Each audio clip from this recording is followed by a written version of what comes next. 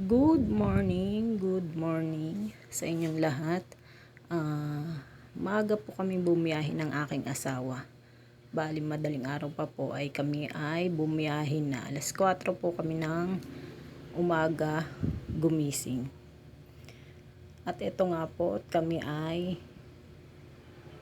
pupunta ngayon sa Calauag, Quezon. Medyo malayo-layo din po ang aming lalakbayin.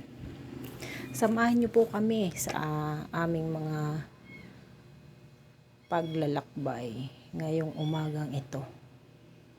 At kasalukuyan nga po kami ay nasa biyahe na. 6 o'clock po ito ng umaga. At kami po ngayon ay nasa parte na ng Atimonan, Quezon. Pupunta po kami sa bahay ng aking pinsan sa Calauag, Quezon. Medyo malayo po ang biyahe.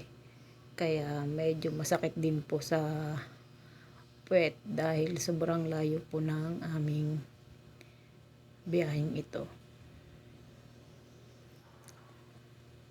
At habang nasa daan nga po ay ito, kapansin-pansin po yung mga view na aming dinadaanan.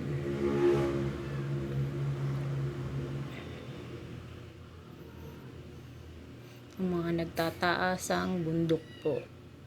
Makikita nyo po dito sa daan. Pangalawa po ito sa lugar kung saan malayong lugar na aking napupuntahan pa. Ang una po namin napuntahan na malayo ay Quezon din po, sa Real Quezon at Infanta Quezon.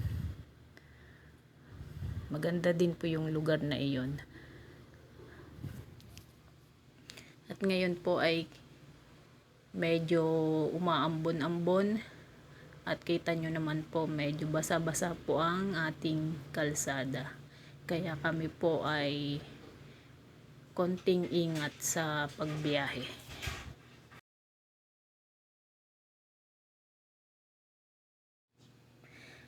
At dahil nga po sa medyo malayo ang aming pupuntahan, malamang tanghali na po kami makakarating sa aming destinasyon.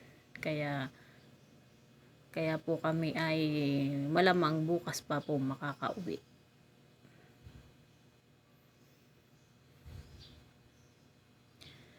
Ayan nga po at makikita nyo po diyan sa daan na yan ang mga magagandang view. Malapit na po kami sa tabing dagat at kasalukuyang binabaybay po namin ang kahabaan ng Baywalk sa may Atimonan, Quezon. At kami nga po ay maghahanap muna ng makakainan para po kami ay makapag-almusal na. At medyo malayo pa po yung aming pupuntahan.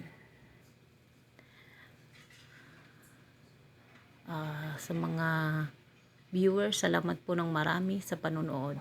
At hanggang sa muli po, thank you.